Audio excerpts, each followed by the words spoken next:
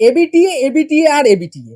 তোমরা ইউটিউব খুললেই দেখতে পারছো যে চারদিকে টিচাররা শুধুমাত্র এবিটিএই সলভ করাচ্ছেন এবং তারা বলছেন যে এবিটিএ সলভ না করলে নাকি 35-এ 35 পাওয়া কোনোভাবেই সম্ভব নয়। এটা কি আদৌ সত্যি? অনেক স্টুডেন্ট আছে যারা আমাকে কোয়েশ্চেন করেছো যে স্যার সত্যি এবিটিএ সলভ না করেও আমরা কি 35-এ 35 পেতে পারি?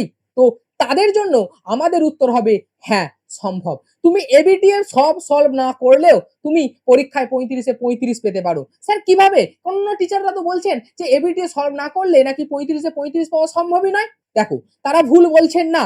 বাট তোমাদেরকে একটা জিনিস মনে রাখতে হবে, তুমি এবিটিএ সলভ করছো কি অন্য বই সলভ করছো, কি কোয়েশ্চেন ব্যাংক সলভ করছো সেটা তোমার কাছে আসল ম্যাটার না।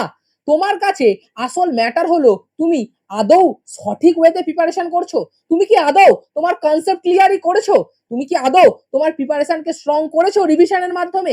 এই সমস্ত কিছু কিছু ফ্যাক্টর যেগুলো তোমাদের প্রিপারেশনে সবথেকে বেশি পরিমাণে জরুরি। শুধুমাত্র এবিটিএ সলভ করলেই তুমি পরীক্ষায় নাম্বার পাবে না।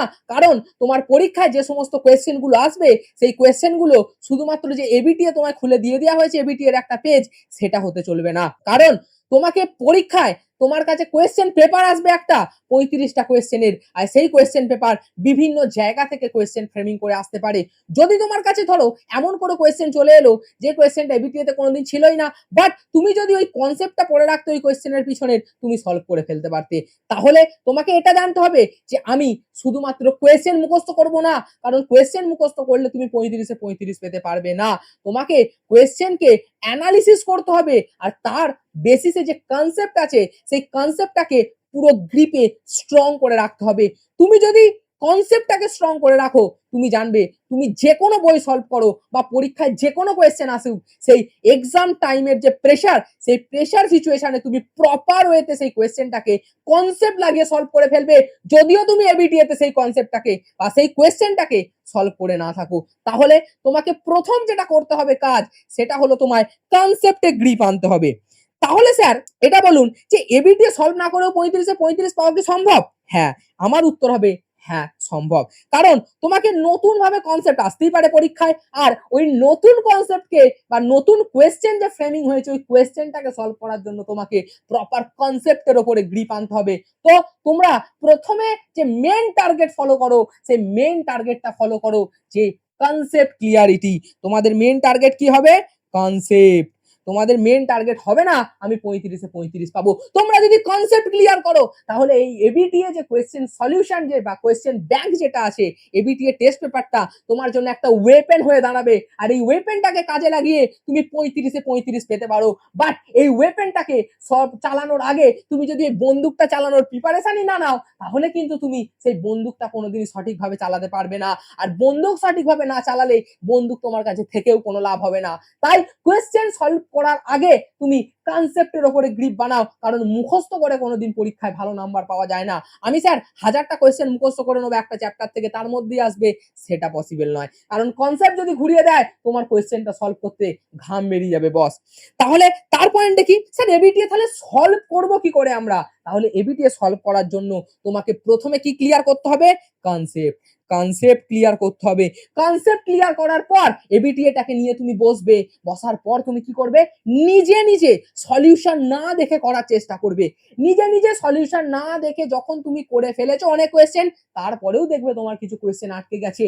তারপরে সেই কোয়েশ্চেন গুলো কেন হলো না, আমি কোন জায়গাটায় ল্যাক করলাম, আমার কাছে কোন নিউমেরিক্যালের কোন ফর্মুলাটা আমার অজানা ছিল, সেই সমস্ত জিনিসগুলো তোমাদেরকে প্রপার ওয়েতে অ্যানালিসিস করতে হবে।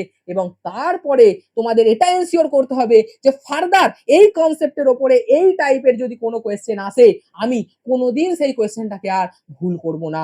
এই 3টে স্টেপ যদি ফলো করে তোমার এবিটিএর কে সলভ করো, তবেই কিন্তু তুমি একটা প্রপার জায়গায় পৌঁছতে পারবে। আরে একটা স্যার আমি ইউটিউব ভিডিও খুলছি, একটা স্যার করিয়ে দিচ্ছেন, এখন যেমন হচ্ছে আমি দেখে নেবো খালি হয়ে যাবে, সেটা আসল রাস্তা নয়। তোমাকে যে যতই বলুক, আমি এখানে দাঁড়িয়ে বলে যাচ্ছি, তুমি যদি আমার দেখানো এই স্টেপটা ফলো করো, তবেই তোমার এবিটি এর যে ওয়েপেন, সেই ওয়েপেনটা একমাত্র কার্যকর হবে। না হলে তুমি ওই বই খুলে বসলে বা তুমি ওই ভিডিও খুলে বসলে শুধু দেখে যাচ্ছ, এটা করলে কিন্তু হবে না।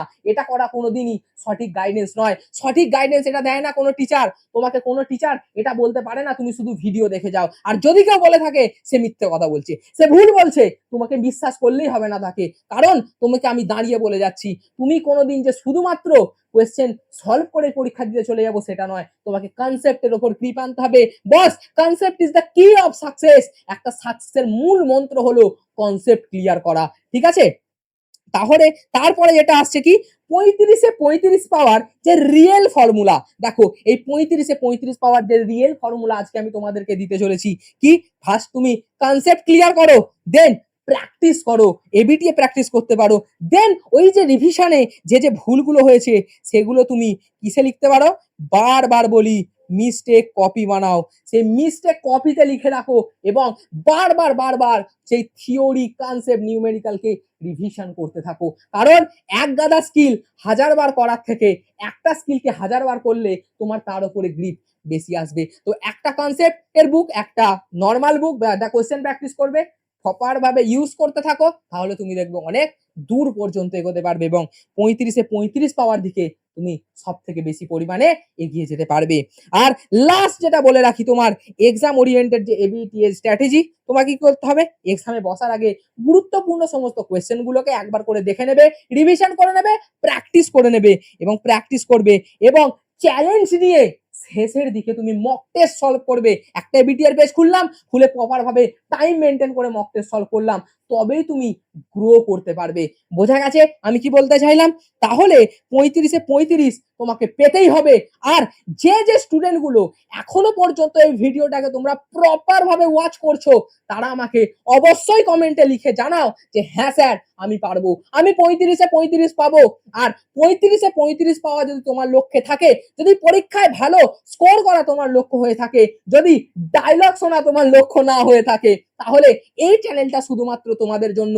এইখানে তোমাদেরকে প্রপার ওয়েতে আমি গাইড করব, তোমাদের প্রপার ওয়েতে কনসেপ্ট, প্রপার ওয়েতে প্রিপারেশন করানোর চেষ্টা করব। আর অলরেডি আমাদের চ্যানেলে ওয়ান শট লেকচার গুলো আসতে শুরু হয়ে গেছে, তোমরা ফলো করতে থাকো এবং পরীক্ষার আগে আমি তোমাদেরকে প্রত্যেকটা ওয়ান শট লেকচার কমপ্লিট করিয়ে দেবো। তাহলে এই চ্যানেলটাকে এক্ষুনি সাবস্ক্রাইব করে রাখো এবং তোমাদের যে ভাই বোনেরা আছে তাদেরকেও এই চ্যানেলটা সাজেস্ট করো, কারণ বস সায়েন্সার আছে মানে কোনো কিছু তোমাদের শক্ত বা ইম্পসিবল আমি হতে দেব না। ঠিক আছে, তো আজকের ভিডিওটা এইটুকুনি। তো আমাদের এটা যে হোয়াটসঅ্যাপ চ্যানেল আছে, এই হোয়াটসঅ্যাপ চ্যানেলে জয়েন হয়ে যাও। এখানে যে আমার ইনস্টাগ্রাম আছে, এখানে তুমি তোমাকে ফলো করতে পারো, আমাকে ডাউট জিজ্ঞাসা করতে পারো, আমি আমার টাইম মতো তোমাদেরকে ডাউট গুলো সলভ করে দেওয়ার চেষ্টা করব। তাহলে এই চ্যানেলটাকে এক্ষুনি সাবস্ক্রাইব করে রাখো, কারণ এটা তোমার জীবনের অনেক বড় সিদ্ধান্ত হতে চলেছে এই চ্যানেলটিকে সাবস্ক্রাইব করা। তাহলে আজকের জন্য থ্যাংক ইউ সবাইকে ভিডিওটা লাস্ট পর্যন্ত দেখার জন্য।